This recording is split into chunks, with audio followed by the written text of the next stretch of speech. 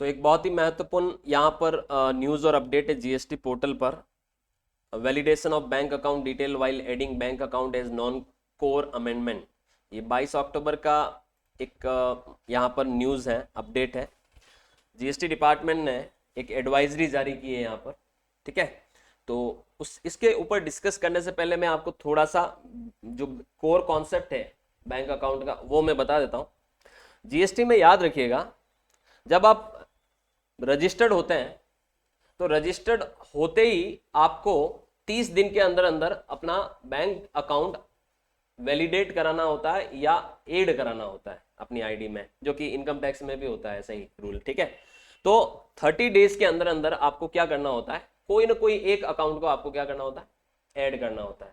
और जब आप रजिस्टर्ड होते हैं तो आपको एक यूजर नेम मिलता है, आईडी पासवर्ड दिया जाता है डिपार्टमेंट की तरफ से। आप अपना आईडी पासवर्ड से फर्स्ट टाइम लॉगिन करते वक्त बदलकर आप अपनी आईडी में लॉगिन कर जाते हैं।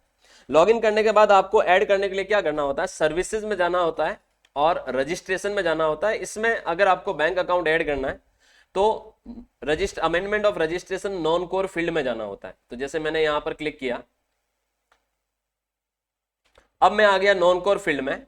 जब आप नॉन कोर फील्ड में आते हैं तो आपकी पूरी की पूरी एप्लीकेशन इस तरह से ओपन हो जाती है। अब आपकी पूरी एप्लीकेशन जब ओपन हो गई तो आप देखिए इसमें बैंक अकाउंट ऑप्शन आ रहा है, हालांकि यहाँ पर ऐड है क्योंकि ये ब्लू कलर और राइट क्लिक दिख रहा है, मतलब ऑलरेडी ऐड है। अगर आप इस पर क्लिक करोगे तो आपको एक अकाउंट ऐड होता हुआ मिलेगा। अगर आपने ऐड नहीं किया हुआ है तो सिर्फ यहाँ पर एक total number of bank account maintain पे एक आता है, फिर आपसे वो अकाउंट नंबर, बैंक नेम और आईएफएससी कोड पूछता है और फिर उसमें आपको एक वैलिडेट का ऑप्शन आता है। तो देखिए अभी जीएसटी डिपार्टमेंट ने क्या किया है ये मैं आपको थोड़ा सा बता देता हूँ।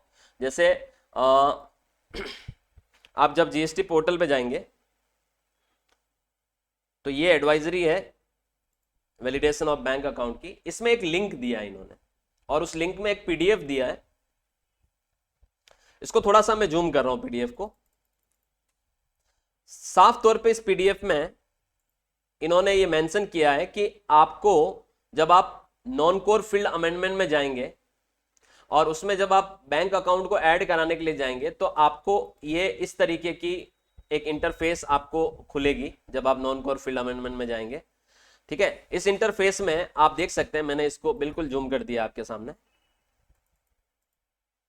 इसमें आप जैसे ही बैंक अकाउंट पे क्लिक करेंगे आपको अपना अकाउंट नंबर डालना है।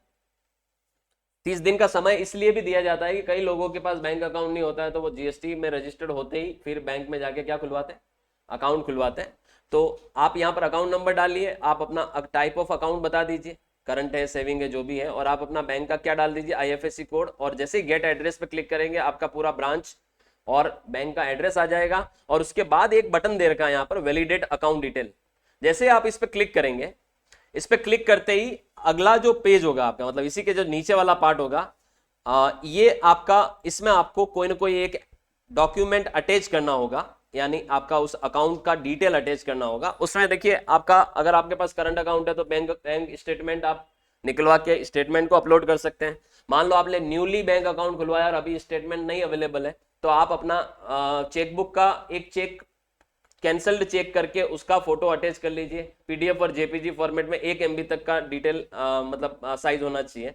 या फिर अगर आपका सेविंग अकाउंट और पासबुक है तो उसका फ्रंट पेज का फोटो आप स्कैन कॉपी अटैच कर सकते हैं और यहाँ पर डेट ऑफ अमेंडमेंट में वो डेट डाल देंगे और रीजन बता देंगे, तो एडिंग न्यू बैंक अकाउंट करके। और जैसे ही आप ये सब चीजें लिखेंगे यहाँ ये सेव बटन हाईलाइट हो जाएगा और आपको सेव करना है। तो ये एक सिंपल सी प्रोसेस है जो जीएसटी डिपार्टमेंट ने एक एडवाइजरी के जरिए यहाँ पर बताई है कि बैंक अकाउंट आपको किस तरीके से वैलिडेट कराना है, और ये एक कंपलसरी प्रोसेस है एज पर द रूल। नियम क्या कहता है वो भी मैं बता दूं आपको कि या तो आप जीएसटी रजिस्टर्ड होने के अगले 30 दिन के अंदर अंदर बैंक अकाउंट को क्या कर दीजिए, ऐड करा दीजिए। अब आप बोलोगे सर कॉन्सिक्वेंसेस क्या होगी अगर मैंने नहीं ऐड कराया तो? अगर आपने बैंक अकाउंट को नहीं ऐड कराया तो आप अपना GSTR1 यानी जीएसटी रिटर्न फाइल नहीं कर पाएंगे, ब्लॉक हो जाएंगे आपके GSTR1, याद रखिएगा। और ये आपको मैं और बता देता हूं कि 1 सितंबर 2024 में एक एडवाइजरी इशू की थी जीएसटी डिपार्टमेंट ने, और रूल नंबर 10A के अनुसार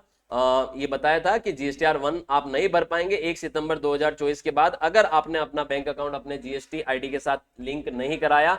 अच्छा, एक चीज और है कि माना कि कोई व्यक्ति ये बोले कि मेरा मेरा रजिस्ट्रेशन मान लो किसी महीने में 5 तारीख को हुआ। कब हुआ? 5 तारीख को। और 11 तारीख को, मतलब सॉरी 5 तारीख को नहीं, मान लो आपका रजिस्ट्रेशन आज हुआ 23 अक्टूबर को, तो 23 अक्टूबर से 30 दिन कितने होंगे? 22 नवंबर। यानी अब आपके पास वक्त है, 22 नवंबर तक आप अपना बैंक अकाउंट ऐड करा सकते हैं। लेकिन उससे पहले क्या होगा, ये अक्टूबर महीना निकलेगा, फिर नवंबर महीना आएगा और 11 नवंबर को आपको अक्टूबर महीने का क्या भरना पड़ेगा? GSTR 1 भरना पड़ेगा। आप नहीं भर पाओगे। तो ऐसे केस में नियम ये कहता है कि या तो रजिस्ट्रेशन लेने का 30 दिन के अंदर अंदर आपको बैंक अकाउंट ऐड करना है, या फिर आप अपना फर्स्ट GSTR 1 जब भी भरोगे, दोनों में से जो भी इवेंट पहले होगी, आपको उस इवेंट से पहले अपना बैंक वैलिडेट कराना, अकाउंट वैलिडेट कराना क्या होगा? अनिवार्य होगा। ये एक नई एडवाइजरी है जो आपको कल ही जारी हुई है, और ये कैसे ऐड कराते हैं ये मैंने आपको बताया। और आप इस केस में नॉन कोर फील्ड अमेंडमेंट में जाएं, बैंक अकाउंट में जाके ये आप वहां जाके ऐड करा दें। यहाँ पर ऑलरेडी ऐड है, इसलिए आपको इस तरह से दिख रहा है।